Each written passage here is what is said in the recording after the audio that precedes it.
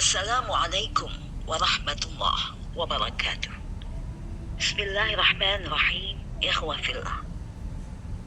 Allah berfirman dalam Al-Quran surat Ar-Ra'd ayat 23. A'udzu billahi minasyaitonir rajim. Jannatu adnin yadkhulunaha wa man salaha min abaihim wa azwajihim wa dhurriyyatihim wal malaikatu yadkhuluna alaihim min kulli bab. Sadaqallahul azim. Pada ayat ini Allah menjelaskan bahwa orang-orang yang beriman masuk ke dalam syurga Aden bersama dengan orang tua mereka, suami, istri mereka, anak turunan mereka, dan malaikat pun masuk ke tempat mereka dari setiap pintu. Jelaslah jika kita menyimak ayat ini bahwa orang-orang yang beriman bisa masuk ke dalam syurga, berkumpul dengan anak cucu, orang tuanya, nenek moyangnya, dengan syarat yaitu mereka sama-sama melakukan amal soleh di dunia, yaitu mereka semua adalah orang-orang yang soleh sehingga mereka bisa berkumpul, bisa dipertemukan oleh Allah Subhanahu wa Ta'ala di dalam syurganya.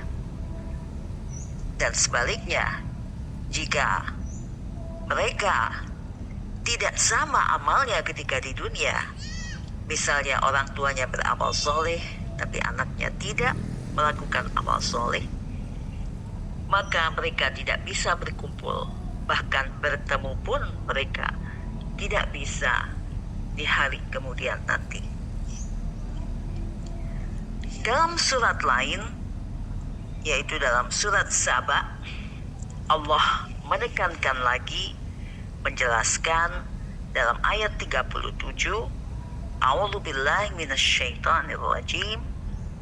Wa ma amwalukum wala auladukum billati tuqarribukum 'indana zulfa illa man amana wa 'amila salihan faulaika lahum jazaa'ud dhi'fi bima 'amilu wa hum fil ghurafati aminun. Sadaqallahul azim. Pada ayat ini Allah menjelaskan bahwa bukanlah harta atau anak keturunan yang bisa mendekatkan kaum muslimin, orang yang beriman kepada Allah. Akan tetapi yang bisa mendekatkan kita kepada Allah hanyalah amal soleh. Dengan amal soleh inilah orang-orang yang beriman itu mendapatkan pahala yang berlipat ganda dengan apa yang mereka telah lakukan saat di dunia.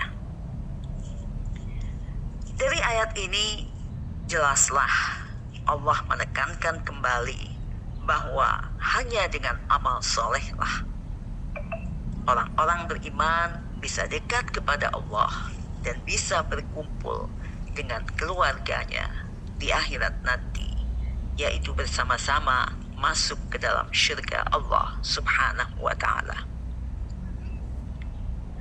Amal soleh adalah sebuah karya atau perbuatan yang baik.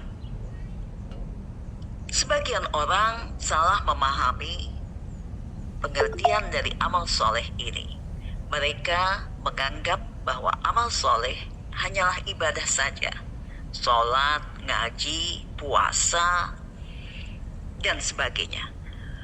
Padahal yang dimaksud dengan amal soleh adalah aktivitas atau karya bukan hanya hubungan dengan Allah saja, akan tetapi juga hubungan baik dengan sesama manusia, yaitu hablum minallah dan hablum minannas.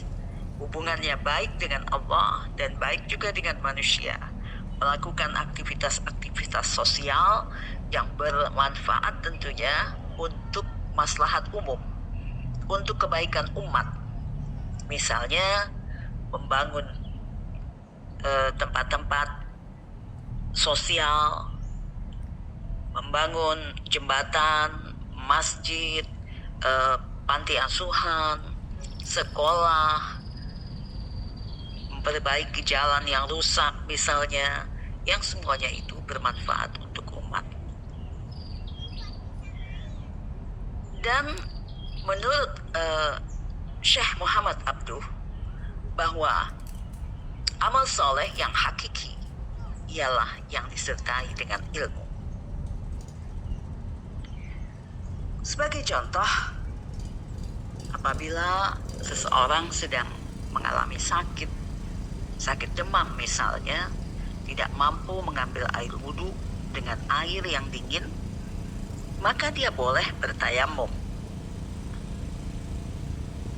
Menurut fikih dalam Islam, tayamum hanya boleh untuk 1 kali sholat saja. Akan tetapi karena orang yang sakit tadi tidak memiliki ilmu, dia beramal tanpa ilmu, maka dia melakukan beberapa waktu sholat dengan 1 kali tayamum. Misalnya dia melakukan sholat maghrib dan sholat isya dengan 1 kali tayamum. Tentu saja sholatnya itu tidak sah, karena tayamum hanya boleh untuk 1 kali sholat. Dan ketika dia akan melakukan sholat yang lain, dia harus tayamum lagi. Ini adalah contoh amal yang dilakukan tanpa ilmu. Selain harus disertai dengan ilmu, amal pun digerakkan oleh iman. Iman adalah motor penggerak untuk amal soleh. Bila imannya kuat, tentu saja dorongan dia, motivasi dia untuk melakukan amal soleh pun akan lebih kuat lagi. Selain amal soleh ini harus dimotivasi dengan iman dan harus disertai dengan ilmu, juga ada satu hal lagi yang tidak kalah pentingnya, sebagaimana yang dijelaskan Allah dalam surat Ar-Ra'd ayat 24. A'udzubillahi minasyaitonirrajim. Salamun alaikum bima sabartum. Fa ni'ma uqbad-dar.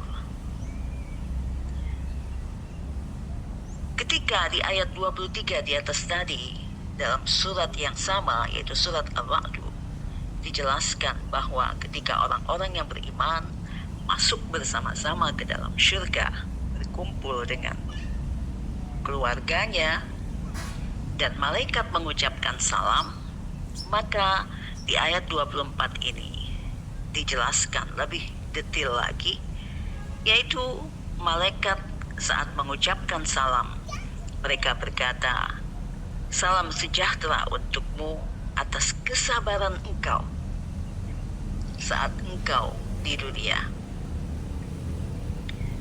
Jadi mereka bisa mencapai itu semua adalah karena amal solehnya, karena kekuatan imannya, amalnya disertai dengan ilmu, dan juga kesabaran. Para ulama membagi kesabaran ini pada beberapa bagian. Yang pertama, sabar dalam beribadah. Untuk beribadah dengan khusyuk diperlukan kesabaran, sehingga amalnya itu bisa dilakukan dengan tertib. Misalnya kita melakukan sholat, maka sholat yang khusyuk itu adalah sholat yang tumakninah, yang tenang, tidak terburu-buru, tidak tergesa-gesa, bacaannya pun tertib, fasih, dan dia berusaha memahami apa yang dia baca. Begitu juga contoh lain sabar dalam ibadah ialah saat kita berpuasa. Maka kita harus menahan diri dari hal-hal yang halal sampai menunggu datangnya waktu maghrib. Ini tentu saja membutuhkan kesabaran. Kemudian kesabaran yang kedua menurut ulama ialah sabar dalam menghadapi musibah, cobaan yang diberikan oleh Allah Subhanahu wa Ta'ala. Ketika datang musibah itu, maka orang yang beriman menerimanya dengan sabar, tidak protes, tidak mengeluh, akan tetapi ikhlas dengan apa yang ditentukan oleh Allah Subhanahu wa Ta'ala. Yang ketiga adalah sabar terhadap dunia, yaitu dia bisa mengendalikan dirinya, mengendalikan hawa nafsunya terhadap ujukan, rayuan, kemewahan, kehidupan dunia. Dan yang keempat adalah sabar terhadap maksiat, yaitu dia bisa mengendalikan dirinya karena dia takut kepada Allah, maka dia jauhi maksiat, jauhi hal-hal yang bisa membawa dia pada perbuatan dosa. Jika ini semua bisa dilakukan, maka insya Allah kita semua akan bisa berkumpul dengan keluarga di syurganya Allah Subhanahu wa Ta'ala. Semoga. Wassalamualaikum warahmatullahi wabarakatuh.